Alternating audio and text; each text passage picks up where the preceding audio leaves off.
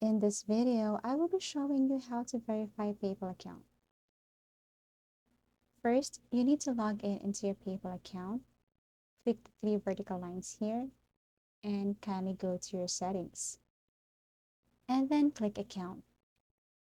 Now, when you scroll down here, you can see informations like email address, phone numbers, and addresses.